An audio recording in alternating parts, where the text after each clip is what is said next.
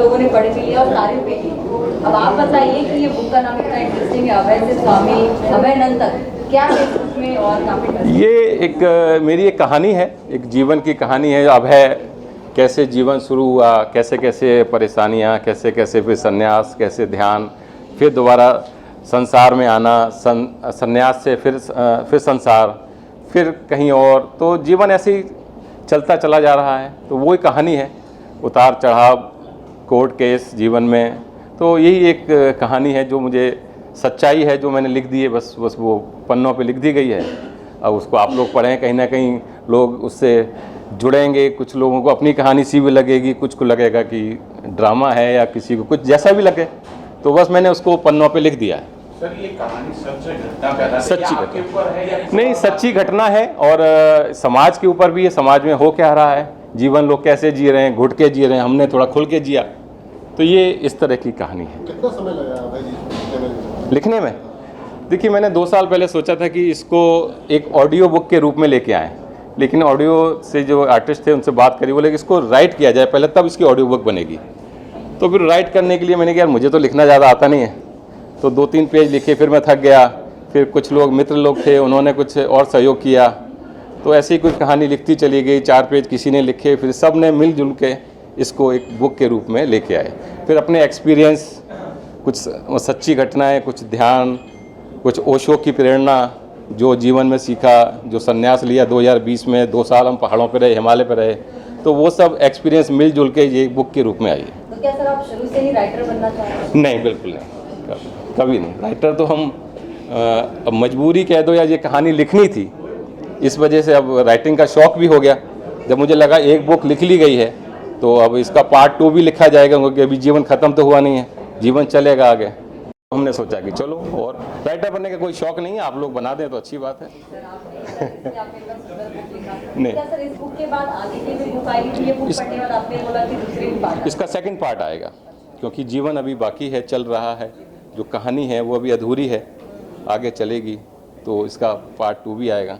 Sir आप young generation को क्या मैसेज देना चाहिए, जो आजकल की जनरेशन में राइटर उभर रही है? हाँ, आप जो मेरी बेटी है, इतना प्राउड फील हो रहा है, आपके डैडी जी ने इतना अच्छा बुक लिखा। अब तो मैंने तो बुक पढ़ी नहीं है, but I have been through it. तो मैं तो साथ में थी, मैं तो सारी चीज़ें देखी हैं, फील करी हैं रियल लाइफ में। जब भी पापा थे जिस सिचुएशन में थे, तो उस टाइम हम तो साथ में थे ही। और प्राउड तो है ऑफ कोर्स, मतलब पापा कभी राइटर में उसको सोचा नहीं था कि right a book, like book लिखना इज़ अ बिग थिंग, ऐसे कोई भी तो नहीं लिख सकता। तो हाँ, it is a proud moment. तो आप मतलब ये आपके एनवायरनमेंट में लिखते हैं, पढ़ते रहेंगे, सोचते रहेंगे, क्या आपको कभी कुछ ना लगता है कुछ कि लिखना चाहिए या कुछ पढ़ना चाहिए? हाँ, आपको लिखना something चाहिए। अपना मेरा पर्सनली अभी तक तो आज सच नहीं है, पापा का भी इतना टाइम बाद आया, तो मतलब यू नेवर नो कब आए। अभी तो नहीं है, but may be with time. भाई जी, इससे मतलब लोग क्या प्रेरणा ले सकते हैं इसको पढ़ने से? देखिए, अब मैं ये तो नहीं कहूँगा क्या प्रेरणा ले सकते हैं, हर एक का सोच अलग अलग है। जो इसको पढ़ेगा, जो जिसकी सोच है वैसे ही समझेगा। ये नहीं कह सकते कि आप इसको मेरे हिसाब से समझेंगे। समझ रहे हैं आप, कि जैसा जो इसमें फील करेगा, हो सकता है किसी को गलत भी लगे कि यार ये क्या, ये तो गलत है। किसी को अच्छा लगे, जो इस दौर से गुजरा है शायद उसको अच्छा लगे। जिसने जीवन सीधा सीधा जिया है तो उसको लगेगा क्या है। तो ये तो जैसा जो पढ़ेगा, जैसा जिसकी सोच होगी, वो उसको वैसा समझेगा। नहीं कह सकते कि किसी को क्या प्रेरणा मिलेगी। अब प्रेरणा तो उसमें खुद ही देखनी है कि हम कोई फिल्म देखने जाते हैं तो उसमें हम क्या सीख के आ रहे हैं। कोई हर एक कैरेक्टर अपने आप को फिट कर लेता है हर एक फिल्म में। एक हीरोइन अपने हिसाब से फिट कर लेती है, एक विलेन अपने हिसाब से फिट कर लेता है। तो अब जो इस कहानी को पढ़ेगा, जैसा जो उसमें फिट फील करेगा, कोई फादर के रोल में करेगा, कोई प्रेमी के रोल में, कोई प्रेमिका के रोल में, कोई कैसे इसको फिट करेगा, कैसे उसकी सोच होगी कि क्या सही है क्या गलत है इस बुक में, तो वो तो जो पाठक हैं उनके ऊपर होगा। से इसे ऑफलाइन या ऑनलाइन? ये अमेजोन पे कल से अवेलेबल हो जाएगी, आज रात से। नाम ही इतना इंटरेस्टिंग लग रहा है। मैं जानना चाहूँगी, आज इस बुक का लॉन्चिंग है और आप यहाँ पर गेस्ट बनकर आए, कैसा फील कर रहे और आप इस बुक के बारे में क्या कुछ कहना चाहेंगे? See,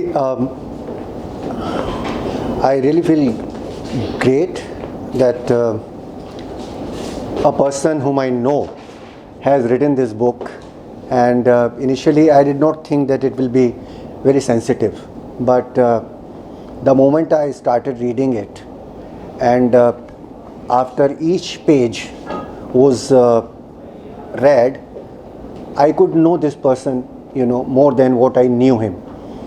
So all of a sudden my interest, it became really more and more and more. So I would love to tell about Swami Abhayanand to you and about the author.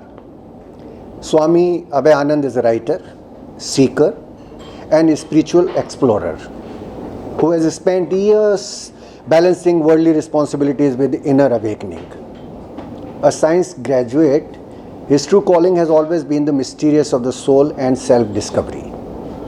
His deep connection with Rishikesh and Himalaya led him on a path of introspection, where he spent 2 years in solitude, highly inspired by Osho, Western philosophy and spiritual teachings. He believes in harmonizing material life with inner peace.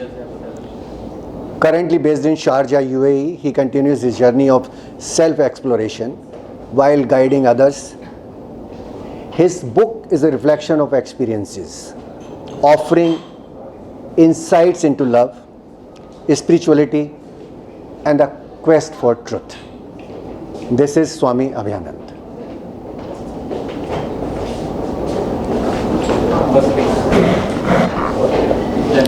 Done? में आप आए, क्या कहना चाहेंगे, किस तरीके से शुभकामनाएं देना चाहिए सबको? सबसे पहले तो अभय जी को बहुत सारी शुभकामनाएं। आज के दिन में हिंदी पुस्तक लिखना और उसे इतने अच्छे से लॉन्च करना, ये बहुत बड़ी बात है, क्योंकि सैडली बहुत ही दुखद है कि हम हिंदुस्तानियों पे आजकल अंग्रेज़ी का इतना ज़्यादा चढ़ गया है कि हिंदी पढ़ना, लिखना, बोलना ये सब थोड़ा कम हो गया है। बट होपफुली कि ऐसे और किताबें लॉन्च हों और इन्हें पढ़ने के लिए लोग और उन्हें पढ़ें और सक्सेसफुल बनाएं। पढ़ने में आप भी इंटरेस्टेड? जी, किताबें पहले बहुत पढ़ा करती थी, आजकल OTT ने हमारा दिमाग ख़राब कर दिया है ये सत्य बात है। पर फिर भी कोशिश यही रहती है कि जब भी हो सके तो कुछ अच्छे लेखकों की किताब हम पढ़ें। हिंदी ऑनेस्टली बहुत कम पढ़ा जाता है, क्योंकि हिंदी की किताब वो 12वीं में जो लास्ट पढ़ी थी, उसके बाद वही अंग्रेज़ी ने टेक ओवर कर लिया है। बट कोशिश हम ज़रूर करेंगे कि हिंदी फिर से पढ़ें। Thank you so much. आज ये बहुत ही खूबसूरत दिन है, खूबसूरत मौका है। अभय से अभयानंद, स्वामी अभयानंद तक इस पुस्तक का आज विमोचन हो रहा है। मैंने कुछ एक्सपर्ट्स इसमें से देखे हैं, एक्सर्ट पढ़े हैं थोड़े से। मुझे लगता है कि ये पुस्तक बहुत खूबसूरत है, बहुत ही अच्छी है। इसमें मतलब आज का ज़माना, आज के दिन में हमें कैसे जीना चाहिए और कैसे पास्ट को जोड़ना चाहिए और कैसे फ्यूचर तक पहुंचना चाहिए, इस सब के बारे में मैंने उसमें देखा है और बहुत ही खूबसूरत मौका है। संजय श्रीवास्तव, संजय स्वराज मेरे जूनियर हैं नेशनल स्कूल ऑफ ड्रामा से, और हम NSD में साथ थे। उनके इनविटेशन से मैं आज यहाँ पे हूँ। मेरा नाम अशोक बांटिया है, मैं भी नेशनल स्कूल ऑफ ड्रामा से ग्रेजुएट हूँ, और आपने मुझे कई जगह देखा होगा, कई फिल्मों में, कई टेलीविज़न। इन दिनों थिएटर कर रहा हूँ ज़्यादातर। मेरा फेमस नाटक है चाणक्य, मनोज जोशी के साथ, जहाँ मैं अमात्य राक्षस की भूमिका करता हूँ। उसी के साथ जलियांवाला बाग मेरा एक नाटक है, वो भी मैं कर रहा हूँ। और अभी मैंने लेटेस्ट मेरा जो प्रोडक्शन है वो है एक ब्लाइंड बच्चों के साथ जलियांवाला बाग किया है मैंने जयपुर में। तो बहुत अच्छा मौका है, खूबसूरत मौका है। मैं बहुत बहुत शुभकामनाएं देता हूँ। नहीं पढ़ी है, मैंने थोड़े पन्ने पढ़े हैं। तो उस थोड़े पन्ने में आपका अनुभव क्या कुछ रहा और आप किस तरीके से शुभकामनाएं देना चाहेंगे सर को? सबसे पहले तो मैं सर को कॉन्ग्रेचुलेट करना चाहूँगा किताब लिखने के लिए। मेरे को लगता है किताब लिखना ही एक बहुत बड़ी चीज़ होती है एंड मेरे ख्याल से लोग अपने एक्सपीरियंस से जो भी लाइफ में होता है उसके बेसिस पे लिखते हैं एंड जो मैंने 3 पन्ने पढ़े हैं मेरे को काफ़ी इंट्रीग किया है कि अच्छा आगे और पीछे क्या है। तो आई एम वेरी एक्साइटेड कि जैसे अभी लॉन्च ख़त्म होगा किताब हाथ में आएगी तो आई एम श्योर मैं पढ़ना शुरू करूँगा। इन 3 पन्ने में आपका अनुभव कैसा रहा और आपने क्या कुछ समझा या क्या चीज़ें जानी? मेरा उन 3 पन्नों में तो मेरे को ऐसे लगा कि जैसे जो अभय का कैरेक्टर है और ये जो लड़की है, पता नहीं शायद इनके बीच में हो सकता है कुछ आगे जाके कुछ होगा या नहीं होगा, बट मेरे को लग रहा है कुछ होगा। हाँ, थोड़ा इंटरेस्टिंग लग रहा था कि why Abhay is taking lot of interest in her. अब वो इंटरेस्ट कहाँ तक जाता है वो तो मेरे को लगता है किताब पढ़ के ही पता लगेगा। आपने तो अलग-अलग स्टोरीज, अलग-अलग स्क्रिप्ट पे काम किया है और आज इतने सुंदर बुक के लॉन्चिंग में इनका नाम भी पढ़ के काफ़ी इंटरेस्टिंग लग रहा है। तो आप क्या कहना चाहेंगे और किस तरीके की शुभकामनाएं सबको देना चाहेंगे? तो अभय जी को मैं शुभकामनाएं देना चाहती हूँ। स्पिरिचुअल आध्यात्म का जो जर्नी होता है लाइफ में, एक्चुअली वही अल्टीमेट गोल होता है। हमने मानव का जन्म लिया है, हमें सारे संसाधन मिले हैं ताकि हम अपने हायर सेल्फ तक पहुँच जाएँ और इस जर्नी में जितने लोग आगे बढ़ते रहेंगे उतने हमारे पूरे यूनिवर्स, हमारे समाज, हमारे देश, उसमें सबको भला होगा। एंड तो द मोर और हमारे पुराने जो आध्यात्म के या फिलॉसफीज़ या सब थे वो इसी चीज़ का मतलब इंसान के अंदर जो ब्रेन है और इंसान के अंदर जो जैसे हम कुंडलिनी कहते हैं, चक्रास कहते हैं, उसको अवेकन करने की क्षमता है, इसीलिए डाला है उसके अंदर। तो it is very nice to see कि Abhay ji has taken this journey. मेरी स्पिरिचुअल जर्नी 2007 में शुरू हुई, अभी तक मैं उस पर चल रही हूँ एंड बहुत आनंद आ रहा है। तो अभय जी जो स्वामी अभय आनंद हो गए, तो मैं उनको सदा आनंद, कुलिका सदानंद की तरफ से सदा आनंद विश करती हूँ। देखिए ऐसा है, बुल्ले शाह जो है ना बहुत साल पहले 400-500 साल पहले बोल चुका है कि बुल्लिया रबदा की पाउना इधरों पुटना ते उधर लाना। आपको एक जीवन मिला है, यहाँ पे जिए, अप है डाउन है। वैसे भी ये जो शहर है ये अप और डाउन का ही है, कभी हाई टाइड है कभी लो टाइड है। जब हाई टाइड है तो आदमी कहता है वाह क्या बात है, मुझसे बड़ा आदमी कोई है ही नहीं। जब लो टाइड है तो आदमी कहता है फिर उसके संस्कार काम में आते हैं, उसके संस्कार काम में आते हैं, उसका व्यवहार काम में आता है दोबारा उठने के लिए। ये जो इनकी जर्नी है, जो राइटर हैं, इनकी जर्नी भी बम्बई में जितने भी कलाकार हैं, गायक हैं, क्रिएटिव लोग हैं, वैसी ही जर्नी है, up down up down up down. क्या मोक्ष हिमालय में जाके मिलता है क्या? हमारे अंदर ही तो हिमालय है, अंदर ही सब कुछ है। तो यहाँ पे रह के काम करके मुस्कुरा के अगर हमको मोक्ष मिल जाए तो कोई बुरी बात तो नहीं है, क्योंकि यहाँ पे जिस हिसाब से सफलता असफलता उसके बीच में अपने आप को संभालना वो बहुत बड़ी बात है। But I wish him all the very best. इस तरह की बुक्स और इस तरह की शख्सियत सामने आनी चाहिए जो कि दुनिया को एक रास्ता दिखाए कि आप गृहस्थ आश्रम में रहकर भी मोक्ष प्राप्त कर सकते हैं। I wish him all the very best. लेकिन I am very grateful to my dear friend Sanjay Swaraj, जिसके सौजन्य से मैं यहाँ पे हूँ और आप लोगों से मुखातिब हूँ। अभय आनंद स्वामी से संन्यास तक की बात करते हैं। देखिए अभय जी ने किताब जो लिखी है ये इसमें बहुत सारी सच्चाई है, और सच्चाई यूँ मुझे लगती है कि वाकई अगर महिला किसी पुरुष पे कोई इल्ज़ाम लगाती है तो उस पुरुष को ये प्रूव करना है कि उसने किया है नहीं किया है। मैं इस पर कभी बिलीव नहीं करता था। मैं सोचता था शायद महिला ही ठीक है, लेकिन मेरे एक बहुत नज़दीक के दोस्त हैं, उनके ऊपर किसी ने ये मतलब बिना किसी रीज़न के रेप का इल्ज़ाम लगाया। वो एक रात जेल में रहे, और जबकि मैं जानता हूँ कि उन्होंने ऐसा कुछ भी नहीं किया, और आज भी वो मतलब उससे पीड़ित है। पिछले 3 साल से वो उसको झेल रहे हैं, और मुझे नहीं लगता जब तक वो ईश्वर को प्यारे होंगे तब तक वो उससे निपट पाएंगे।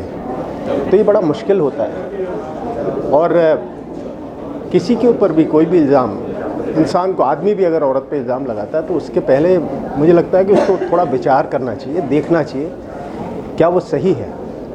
अपना जो सेल्फ कॉन्शियस है उसको देख करके किसी पे ये करना चाहिए। आपको पता नहीं होता है, कोई इंसान मर भी जाता है, और मुझे लगता है कि जो मेरे दोस्त हैं वो शायद उसके साथ मर जाएंगे, और उनका लगाया हुआ इल्ज़ाम वो वैसा का वैसा रहेगा, क्योंकि कोर्ट में उसको प्रूव करना, पिछले 5 साल से वो लड़ रहे हैं, अभी तक कुछ नहीं हुआ, और मुझे नहीं लगता जब तक वो ज़िंदा है कुछ होने वाला है। तो मैं अभय जी से यही कहना चाहता हूँ कि अपने आप को देखें, जिसने लगाया है वो अपना कर्म भुगत रही होकर यही मिलता है। भगवान यहीं आपको आपके किए की सज़ा देता है। आपने जो लिखी है किताब, उसके लिए मैं आपको मुबारकबाद देता हूँ, और आप इसको छोड़िए मत, आप इसकी सीरीज़ निकालिए। इस तरह से हम बहुत सारे लोगों तक पहुँचने की कोशिश करते हैं, और इसमें कोई ना कोई एक हल भी निकलता है, मुझे ऐसा लगता है। रोजगार मेरा मीडिया वालों के सामने। सर, आप तो साहित्य से जुड़े हुए सर ने कहा, तो आज आप सर के बारे में, अभय सर के बारे में क्या कहना चाहेंगे, जिन्होंने इतनी शिद्दत से अपनी जीवनी गाथा उन्होंने अब तक की जो है उन्होंने। देखिए, सबसे पहले तो मैं संजय जी का शुक्रिया अदा करना चाहता हूं कि मुझे उन्होंने यहाँ बुलाया और मौका दिया, और अभय जी का भी बहुत बहुत शुक्रिया। देखिए, ये जो किताब है एक तरह से उपन्यास भी है और एक तरह से ऑटोबायोग्राफी भी है, खुद की जीवनी पे लिखा है। और जब कोई भी साहित्यकार अपनी जीवनी पे कुछ लिखता है तो उसके लिए एक बड़ी हिम्मत की बात होती है, वो बहुत हिम्मत लगती है।